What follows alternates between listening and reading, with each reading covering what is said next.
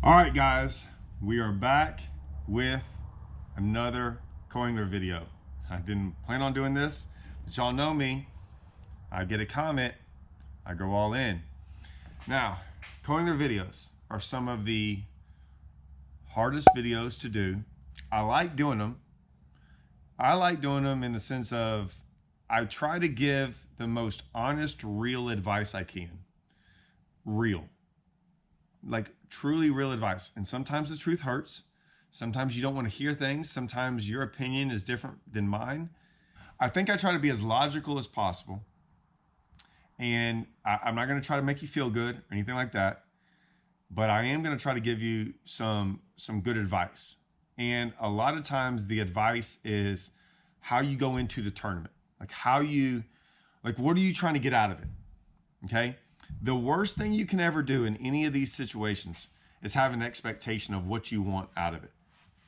And that's what you want. And so basically, if you go into it with an expectation like that, you're probably going to get disappointed with anything. Like you have to have a very level-headed expectation of what you really want out of it. Okay? So it all came from this comment. I'm not upset about this comment. This comment isn't even bad. I'm just going to read it to you and then we'll talk about it. So it says, I wouldn't have wrote it like this. Don't fish co-angler. My only advice, fished it and now regret it. Or I'm reading it verbatim. It's never, and now regret, he didn't write it right. Basically it says, you messed it up. He should have said, I should have fished from the front boater side earlier. Whatever he said, to fish from the front earlier. So it might have auto-corrected him. All these unofficial rules in favor of a boater, which is semi-true, but we'll go into that. And then they don't want to go back and save lures, expensive ones, and many other things. Once again, a couple blanket statements. I don't like blanket statements like that. That's very untrue. God, I can't tell you. I hate going sometimes back and getting lures for co-anglers for certain reasons, but I do. Most boaters that I know do go get them. So that's not true. But we'll get into the first one. Don't fish co-angler. Like I said, I look at it from a couple different views. Would I fish it as a co-angler? Nope. I agree with him. Right? But I'm going to talk more about that. I fished the co-angler side one time when I was 15 or 16 years old on Lake Livingston. I've talked about this before. I fished, my first day was with Randy Melinder, who I'm still friends with right now. I fish against him all the time. He fished great. He did everything I would have done. He fished a part of the lake on Lake Livingston. Like I said, I didn't have a boat at the time, so we'll get into that. I knew these boat docks. He was fishing them. He didn't know about these rocks underneath the water up on the bulkhead, the seawall. I threw up there, caught 2 on a spinnerbait quick. He went and changed, put on a spinnerbait, started catching them, then went and fished docks for the rest of the day, caught them, made a top 10, whatever. I looked at what he did. Now this is my own lake, Lake Livingston. I knew Lake Livingston way better than probably 95% of most people. I just didn't have a boat. I fished a lot with other people with boats, but I didn't have one. And so I was like, I could have done that. Okay, if this is what it's about, I looked at it as if this is what it's about, I can do that. I can do what he did. Not saying I would have been in the top 10, but okay, I got this. The next day, I drew a guy who zeroed on day one, knew nothing about the lake, didn't know how to drive a boat, didn't know how to do anything. I'll be honest, complete disaster. I tried to get him around some fish and me around some fish, and I did, and he hit boat docks with his boat. He got up on stumps when I told him, like, there's a stump right there. I mean, it was a disaster. Whatever. I said I would never fish as a co-angler again, and I never did. And I just waited until I got a boat. So, I mean, it's not like I was able to go get a boat and fish the next year. No, I just waited until years later before I got in an individual event with a boat. So there's that. said he should have fished at the other side. Well, guys, there's a lot of guys that don't, co-anglers that don't have boats. So that's the only way to fish. If you don't have a boat and you want to go fishing and you want to do that, that's an option. So that's one of your options. If you don't have a boat, you can go do that. All these unofficial rules, there's tons of unofficial rules. There's tons of them. There's all kinds of stuff out there that are unofficial rules. Most of them are polite rules. Like, how would you want to be treated, right? The worst thing I ever heard on the water, and I hate it, and I wish it would go away, and I'll never say it, is anytime you say anything and some moron, I'm gonna call them morons, you don't own the water, right? Now, I'm not talking about the Karens up there on the bank saying, get away from my boat dock, right? I get that part. Yeah, you don't own the, like, they're telling you to get away. There's a big difference. I'm talking about if you're out there fishing, some dude rolls up on you while you're fishing, and you're like, oh, you don't own the water. No, but man, just like, it's a giant lake. I didn't really come out here to fish for you to come roll up on me and start casting over my line, right? So is it against the rules? No. There's a lot of things in life that is not against the law. Doesn't mean someone won't hit you in the face for it. Okay? Now, I'm not advising someone to go hit. I'm just saying, you know, there's some things out there that you mess with the wrong person. Now, I'm not saying I'm him. I'm saying you mess with the wrong person, you might get hit. And so just one of those things. Don't go like rolling up on people. Some people don't want to be fished by. It's just one of those things. I don't like it. I don't roll up on people, so I hope people don't roll up on me. That's an unofficial rule. There's nothing wrong with an unofficial rule. I'm going to tell you the story, and all I can say is this. When I fished the FLW tour, I asked about what a co-angler can do.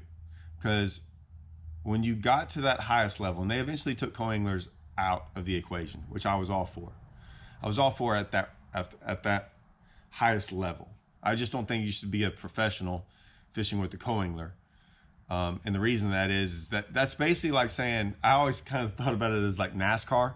Like, imagine if NASCAR, if the guy driving a NASCAR had to just get some guy out of the stands and he had to be his co-pilot, right? And he just sat next to him and he just rode in the vehicle next to him. That's kind of what it was like, except co-anglers can, like, you can benefit from them. They can show you how to catch fish. They can tell you where to go, all kinds of things. So like, I didn't like it for that, more or less, of like them being able to help out a professional that shouldn't have needed help. He should be able to do everything on his own. But they also can't affect the tournament, right? You get a good co-angler back there and you're on a bunch of fish and he catches like 25 fish that day. That hurts you for the next day, okay? But like I said, I'm talking about the highest level, right? But in that, when I asked about that, there were some things I wanted to ask about. Like, okay, well, say you're fishing boat docks. Man, we all kind of think it's not right, but if you're fishing the boat dock, a co-angler shouldn't be able to, like, you're about to hit that next boat dock. Can they flip to that next boat dock, right? Or say you go into a pocket. Now, it's a very small pocket, a pocket that you only kind of go in maybe 15, 20 feet. And the co-angler can cast across the pocket at like the next point, but you're about to hit it. Like 3 casts later, you're about to be there, right? You're hitting the pocket, right? You cast there, and then the point. And they just like, oh, he's not throwing at that point. And he throws at that point, even though he knows you're about to go like 3 or 4 casts later.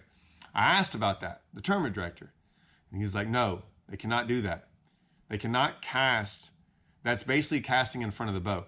Now, I know it's technically they're behind the boat, but he knows if you're going down the bank, that's a cast in front of the boat that you're about to make 2 or 3 casts later. You can get mad at that rule or what that's like, but that's part of it, okay? And so you can get mad or not mad. That's part of it. Now, I know there's some rules in there, like he can't tell you where not to cast. What that's saying is that's not that. What that's saying is that I put you in an area and then me just go, hey, well, you can't cast over there.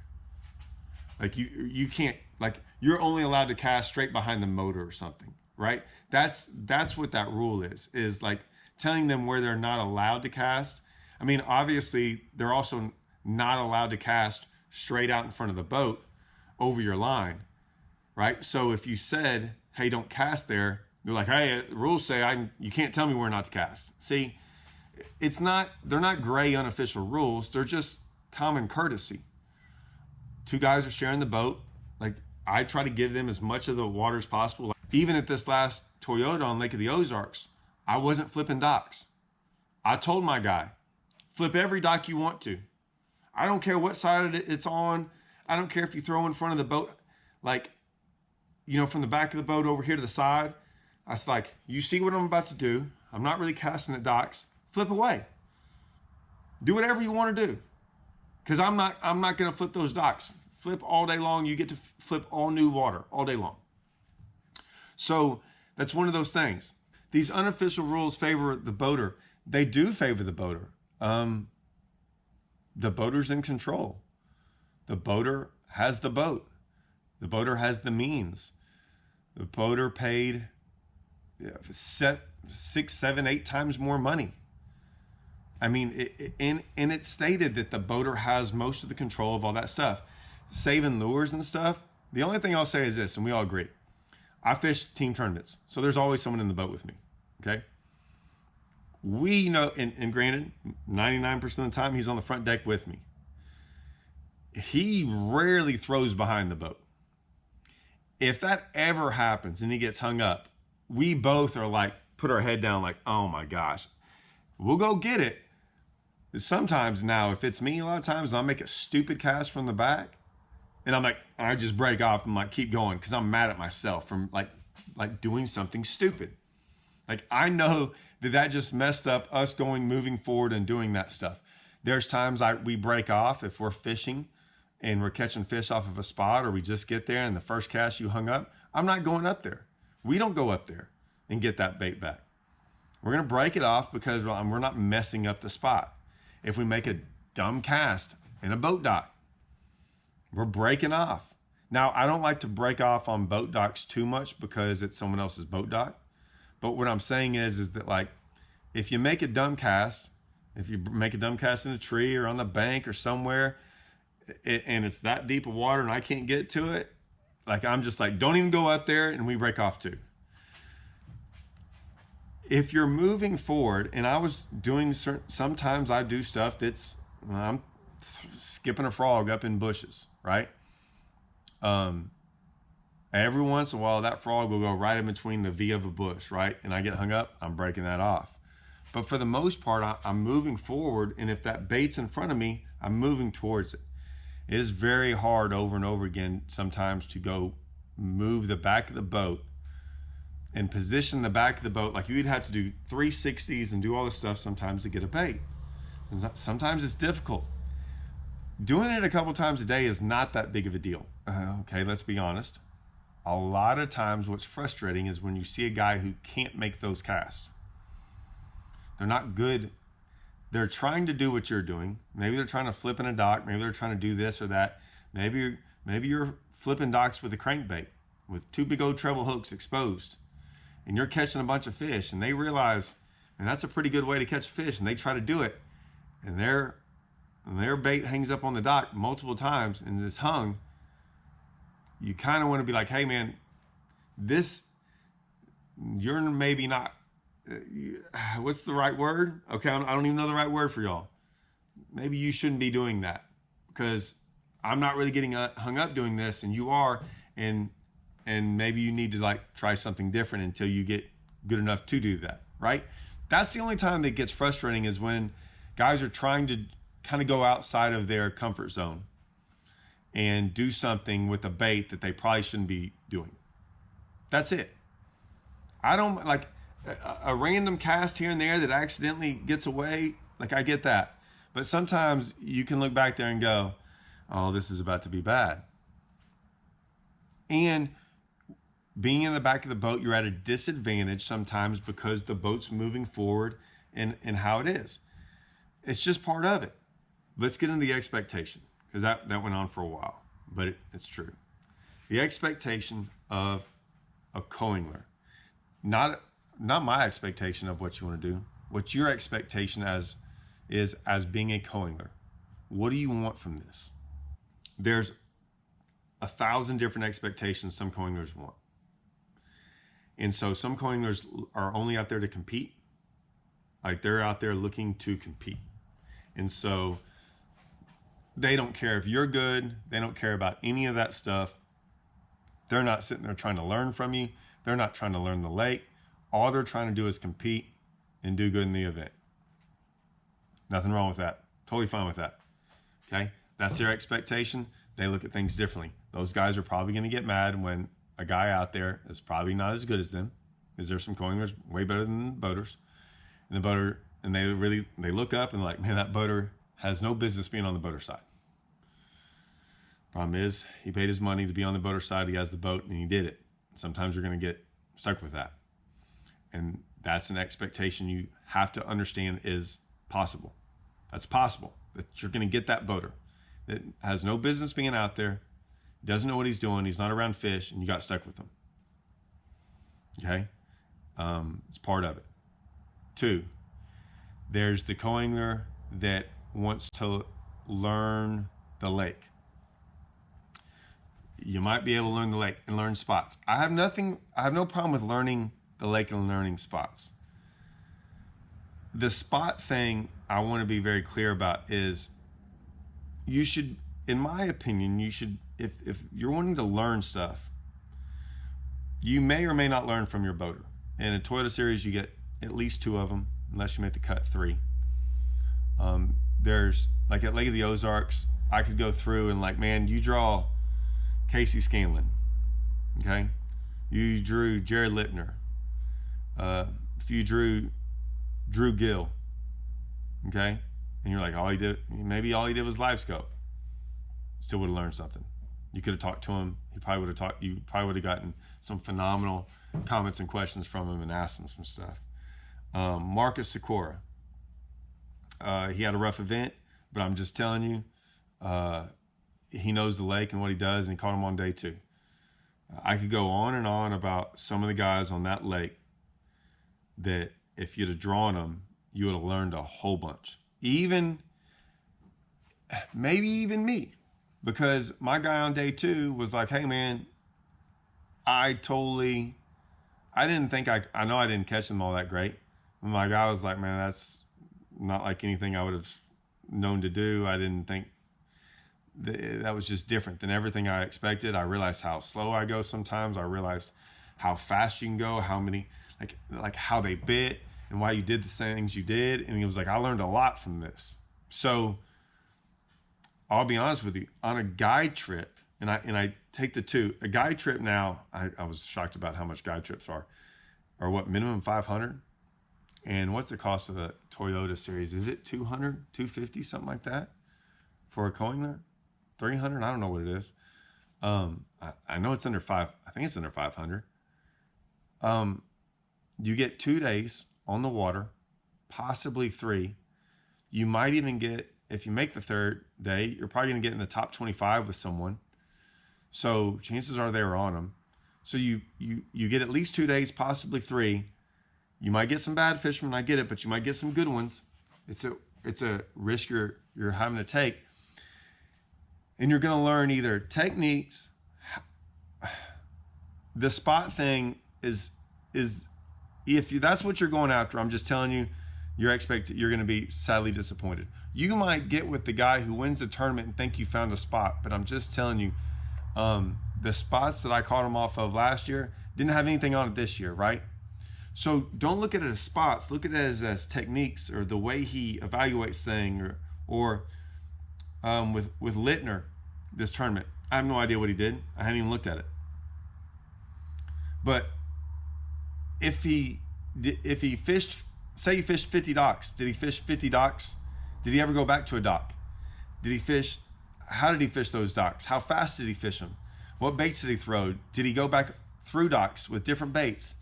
Did he only hit this dock, this dock, this dock? Did he hit him with brush? Did he hit him on points? I can go on about everything you could have picked up from how he caught his fish.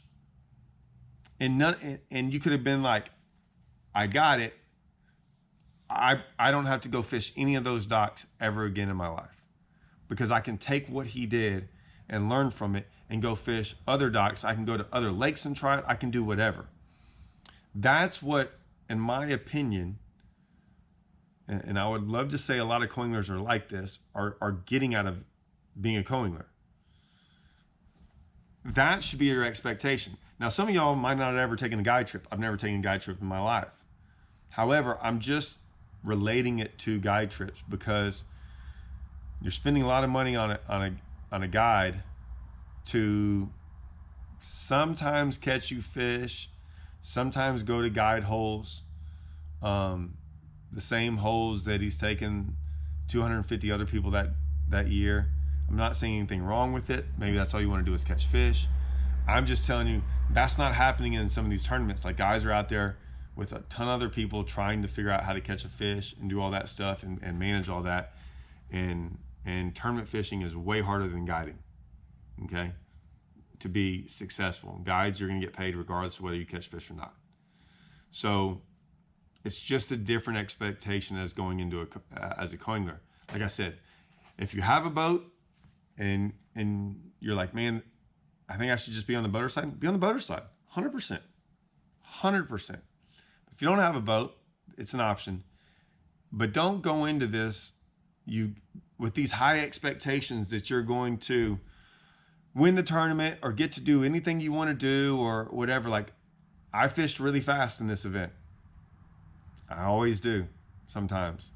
And a lot of guys have zero problem with it. Other guys have major problems with it. And because they're not used to fishing that way.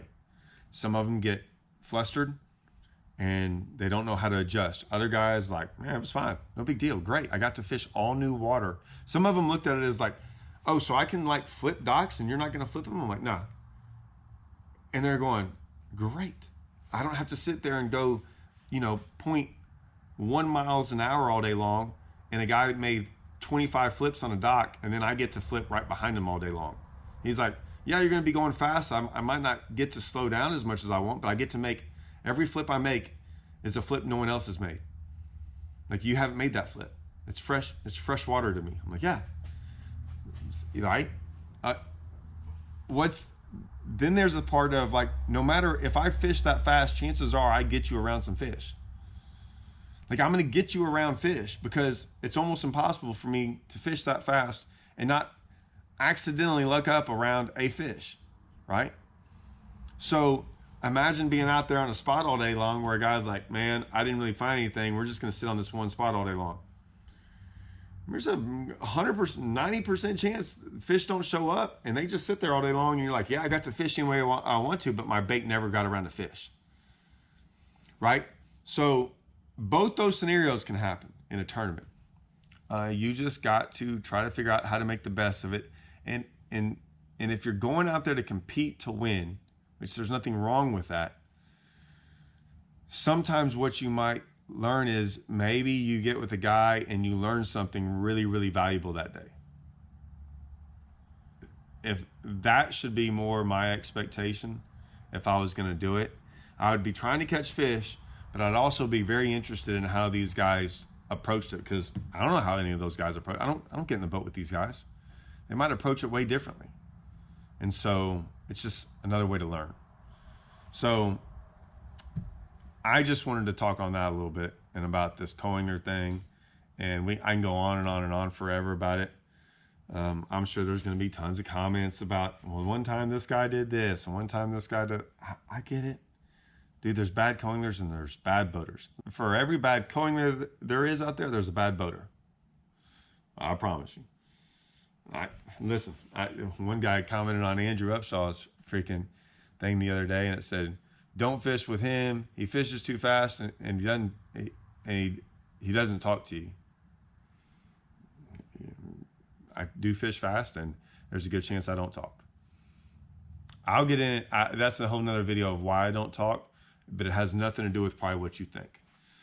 Because this is going about it's like a freaking hamster in there, just freaking going, dude. And I'm thinking constantly, always thinking. I'm just I'm just nonstop thinking. And I don't have time, nor do you want me to think out loud. I think out loud when I fish team tournaments. I talk nonstop with Russell in the boat with me. The reason that is like I'm bouncing ideas and going through scenarios and going things off of him because we're team partners. If I'm by myself, I don't have to run anything by him or by myself, to me. Like, I'm doing it. So when I want to leave on the next cast, I want to leave on the next cast. I don't want to be like, hey, do you want to go a little bit longer? What do you want to do? Or like, hey, what do you think about this? And he's been out there practicing as well. So he has his thoughts and what he thinks going on. So we're always like communicating on how we adjust to it and like what we're thinking about. As a co-angler, I don't run those ideas by you because chances are you haven't been practicing the same way as me, and you might not have practiced at all. This might be the first time to your lake. I'm not going to ask you your ideas because you didn't spend 4 days out on the water, so you have no idea what I'm talking about. So yeah, that's why. I can go way more into that, but yeah. So I don't talk a lot. I'm thinking. It's a job. It's my job. I'm trying to out there. I do talk sometimes, but yeah, I can go all day long without talking. It doesn't bother me. And yet I'm out here talking for 28 minutes like it's easy. But it's something I can talk to you all about. I'm also not fishing. So, all right. I might be doing another co-angler video tomorrow if the comments go.